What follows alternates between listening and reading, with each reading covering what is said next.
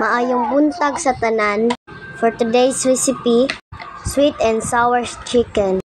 Nagready si mama og 1 kilo nga manok. Iya ra ni gipilian ang mga unod. Dayon iya gihiwa-hiwa og ginagmay mga tunga sa kilo. So magtimpla na ta, ibutangan og ahos, paminta, asin ug usa ka itlog. I-mix nagtaro, sagulan og 2 ka kutsara nga tubig, 2 tablespoon harina, 1/4 cup cornstarch. Then i-mix na nimo. Imo sa i-rest og 10 minutes.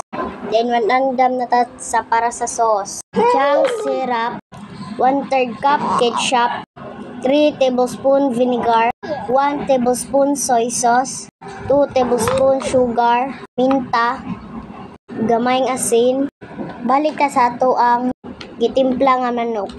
Ato nang sugdan og pirito. Atong tagsa-tagsaon para di mamilit. So mana na siya guys. So naluto na ang first lunod.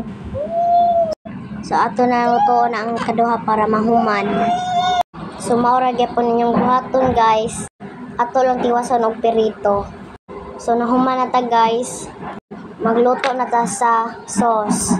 Magisa na ta sa lamas. Damay mantika, ahos, sibuyas. Giprito na lang ang bell pepper. Gilunod na ang katong itimpla nga sauce. Imo lang siya pabukalon. Dayon ilunod na nimo ang cornstarch. Itimpla nimo sa 2 tablespoon water. So imo lang ang pabukalon og kadiyot. Dayon ilunod na nimo katong imong giprito nga manok. Inigahuman, ilunod nimo ang pineapple chunks. So ready na. Mao na ni ang finished product. Kung gusto mo daghan nga luto guys, thank you for watching.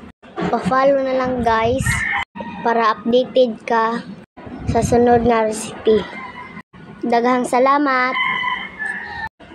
God bless.